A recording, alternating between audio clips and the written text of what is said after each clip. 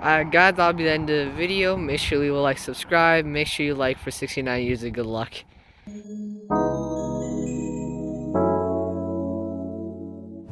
Hey, what's up everybody? Welcome back to another Obsessed Auto Review. My name is Gary and this is the place to be if you love vehicles. Today, as you can see, if you clicked on the video, you obviously know what car we're doing. We're doing the 2021 Acura RDX A-Spec.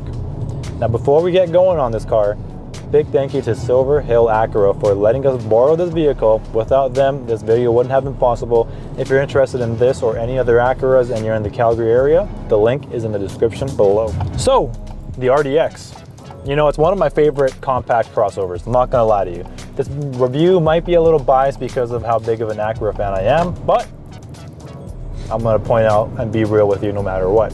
So, the RDX came out in 2006 for the first time for its first generation, and it was one of the first compact crossovers in the luxury segment on the market. Obviously now, if you look at the market, it's flooded with competitors like the Lexus NX, the Audi Q5, the BMW X3, Mercedes GLC, but those things are much more expensive too though. The Infiniti QX60.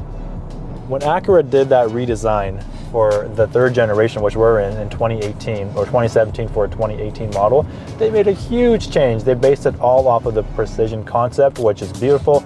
And this was the first vehicle from the ground up that even used its own Acura exclusive platform. I can't speak.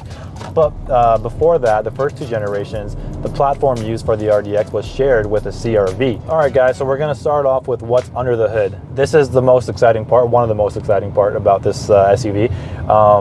You guys ever heard about the Civic Type R? Have you? Oh, it's great. If you love that engine, that's exactly what you're gonna find in the Acura RDX A-Spec. Actually, any of the RDXs, they all have that 2-liter 4-cylinder turbocharged Type R motor. Obviously, it's not the full Type R motor, but it shares parts with it. And because of that, it also has one of the most powerful base engines in the segment, definitely towards the upper end. And in case you're wondering what those power numbers are, well, they're 272 horsepower, 280 pound-feet of torque, all mated to a 10-speed auto. Now let's move on to the front end and take a look at just the aggressive styling, man. This is one of the very first Acuras in a long time, in my opinion, and I've been a fan since the 2000s, even when I was, you know, a little 9-10-year-old boy. It's one of the first Acuras that looks really beautiful and super sharp, menacing, sinister, some of the language that they used. Just looking at the front end, you have this very nice blue paint, stands out. You guys got to see it in person. Just super beautiful. But if you look at the front end, aggressive looking headlights, full LED design, LED daytime running light, turn signals, low beam, high beam, and even LED fog lights on upper trims. It does have some fake vents towards where that fog light area is, so I'm not really a big fan of that. But on the side, it does have those functional air curtains, which you can see go straight through. You can see the wheel through that as well. You have a gigantic Acura logo, which is almost as big as my hand. Actually, it is. But that houses all of the Acura Watch safety systems. Now, if you don't get the A-Spec version, you do get chrome grills, so that diamond pentagon grille that they reformed. It's not going to be black, it will be a regular chrome. All right, ladies and gentlemen, so obviously these nice gray gigantic wheels on the A-Spec, exclusively on the A-Spec, you get 20-inch wheels that ride on 255 series tires. Anything else, you get 19-inch wheels on 235 series tires, and the base trim has, I believe, a different set of wheels as well. 8.1 inches of ground clearance, which is definitely respectable, class competitive in the segment. And you do get adaptive dampers when you go to the top trim level, which is kind of, I wish you had adaptive dampers on the A-Spec, at least because of how sport oriented this whole trim is. I mean, if you look at the inside, the outside, it's just, it screams aggressiveness, you know, for some people. If we ever get a RDX Type S, it's got the look for that trim level for sure. Now moving along to the rear end, once again, really aggressive style. I love everything about it. Gigantic exhaust for the A-Spec. If you get non-A-Spec, you do have smaller exhaust, but you do have functional exhaust for no matter what trim level you get. Your taillights, they are combination taillights. Majority of it is LED. You get LED brake lights, reverse lights, and your taillight portion that lights up at nighttime. Does anybody know what the exact term is for that? Because I don't even know what to call it sometimes. I'm not a total noob when it comes to the cars. I know for a fair amount, but I've never figured out what the name of that would be. But anyways, so the only halogen you have is the turn signals, which is a bummer because, you know, not to bring Honda back into this, but you know, the CR-V even has a LED turn signal. So I wish Acura put that in. Hopefully when they do, you know, the facelift for this, for the 3rd generation, they add or maybe change up just a little bit, do something to make it an LED turn signal and have full LED headlights front, back, inside. I think that's literally the only halogen light you have anywhere on this vehicle. Even inside, I turned this on, this is an LED anywhere inside. Let me turn this on for you guys. Where's the button for this? Contacting information services. That was unexpected. Where's the goddamn bump for this? Okay, there you go. But you can't really see him from the back though. Anyways, disregard that. We're still talking about the back. One thing that Acura did, obviously you can see the side portion from the side profile, that behind the B pillar, so where the C pillar is, it kind of attaches, has that black piece. It makes it look like it has like a floating roof design, which, you know, it's cool. It has good design cues. I love how the rear quarter panels, you know, are more aggressive and they kind of come out a little bit. I love having a thick rear end. You know, I gotta say it. Damn, boy, he's thick, boy. That's a thick ass boy. Damn. So anyways, now that we got everything else covered on the outside, let's go and move on to the inside here. All right, guys, so since we're gonna start off with the inside, you know I gotta do it. We got that Type R motor in here. You wanna know, I wanna know how this vehicle performs, and is it a fun drive? I said it's one of the most powerful segments or vehicles in the segment. Is that true? How does it feel on the inside? How does that sound? Take a listen. We're going to put it into the sport mode, or sport plus actually, by that gigantic dynamic mode selector. That's NSX inspired, by the way. So you do that, you press the drive button once again to put into sport mode. I'm going to turn off traction control, and we're going to just send it. Are you ready? 3, 2, 1.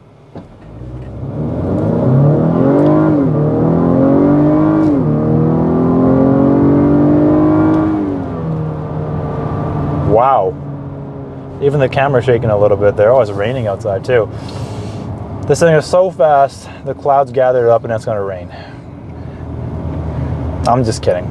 Let me turn this back on here.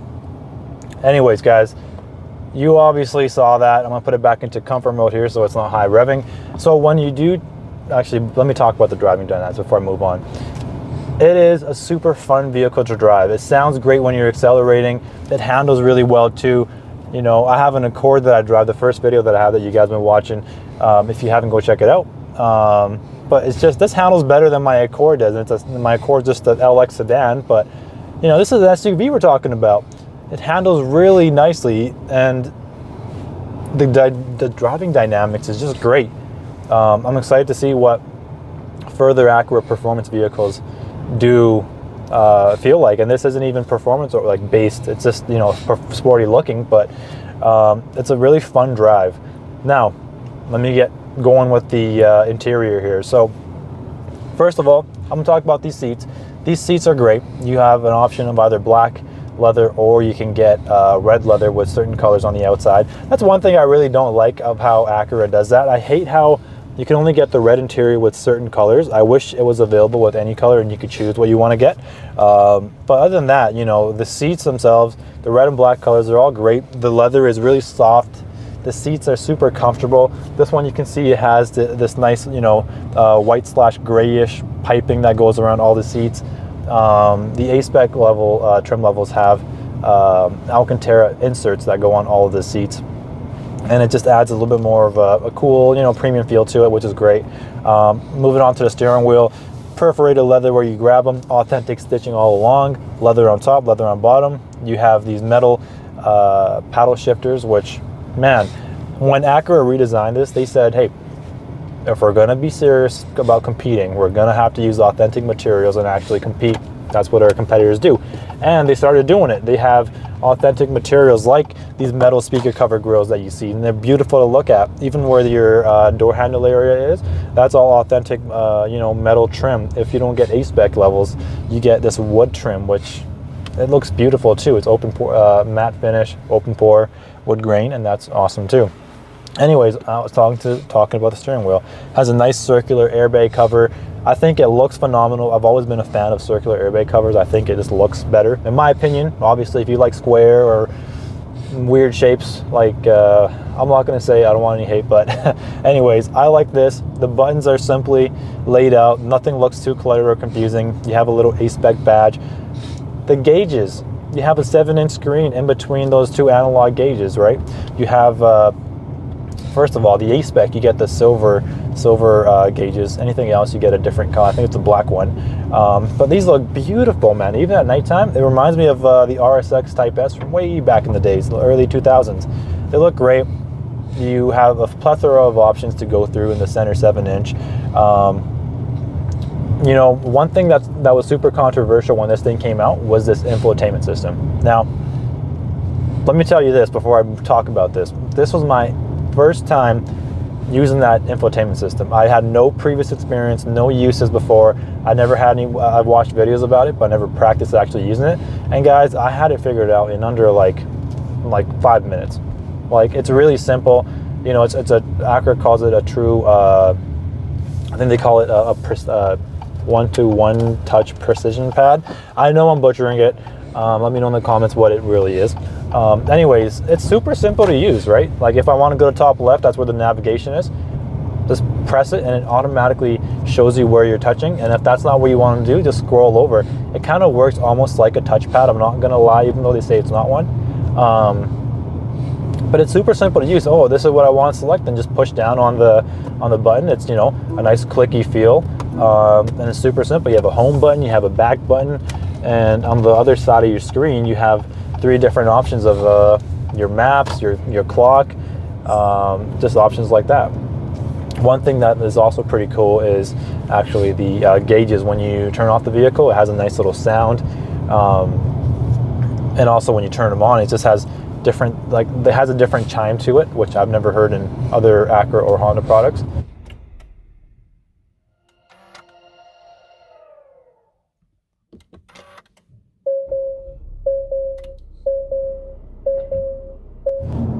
Excuse me, and I'm in a lot of them, by the way. But yeah, this new sound is great. Definitely a more upscale kind of feel to it. Yeah, moving on to the lower portion. Actually, I'm talking about this backup camera. You have a backup camera as well. You know, if you get a Platinum Elite highest trim level available, you have a 360 camera as well, decent resolution, 3 different viewing angles. You have a volume knob, hashtag, you know I gotta say it, hashtag save the knobs.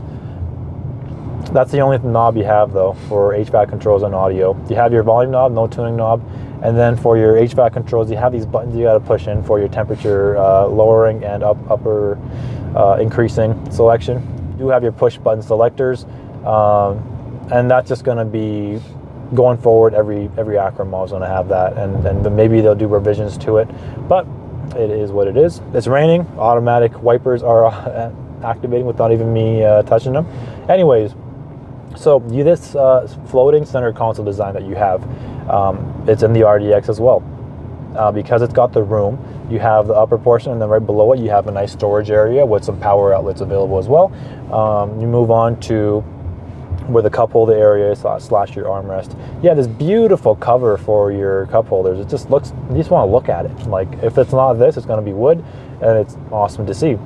You open that up, you have a storage cubby and a couple cup holders. You have something for your Apple CarPlay and Android Auto that you can get. Before it wasn't standard, but now I think after updates they did make it available, so that is great. You open this center portion up. I know you can't see right now, but I'll show you. You have a storage cubby with a decent amount of space, a little bit deep, and yeah, everything is just great around the front. You know, you have quite a bit of space. These seats, they're 16-way power adjustable seats. That's right, 16-way power adjustable seats, and that's just not for the driver's side, that's for the passenger side as well. So that's phenomenal that they're both equally adjustable. They're super comfortable. Man, even the switch gear that they use to show the seats, or the adjustments for the seats, even that looks nice. Like, I don't know what else they have to do. You can obviously see that gigantic panoramic roof right above me. I'm tripping, my lips are a little dry, sorry guys. But yeah, you have this gigantic roof, soft headliner that's made out of microfiber. You have plenty of space. You know, I'll show you some videos. Let me adjust this really quick.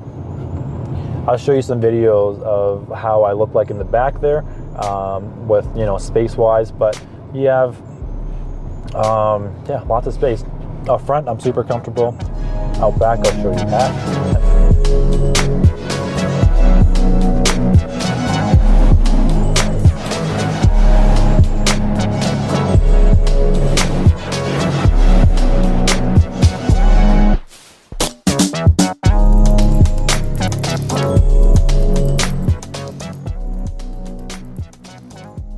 Alright guys, so when you open up that power tailgate, you have 29 cubic feet of storage with the seats up.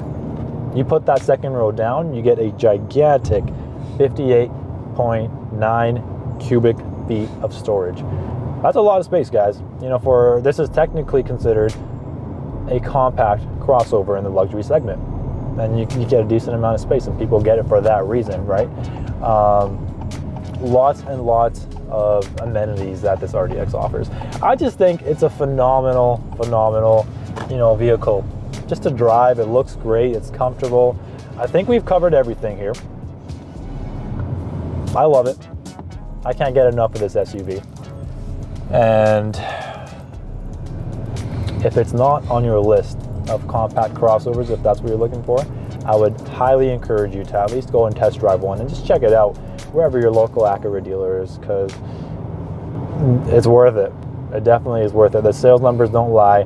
2018, 2019 was definitely some of the highest sales numbers for RDXs ever since it came out in 2006 till now, right? 2020, obviously it's an odd year, so we're not gonna know until the end how it looks like. It probably will be a little down. I don't expect people to be buying too many new vehicles, but I'm really glad to be bringing you this kind of content, and hopefully you're enjoying it. If you are, I hope you hit that thumbs up button, click on the subscribe, notification bell. If you don't want to, it gets annoying sometimes, I get it. Don't do that if you don't want to. But make sure you subscribe, man. We work hard in bringing you these videos. We hope you enjoy them. If anything, let me know what you think about this RDX and what vehicle you want to see next on the channel. And if that covers it all, I'll catch you next time. Have a good, what do I usually say? Have a good rest of your day, morning, evening, breakfast, lunch, whatever you're doing. Take it easy. Peace.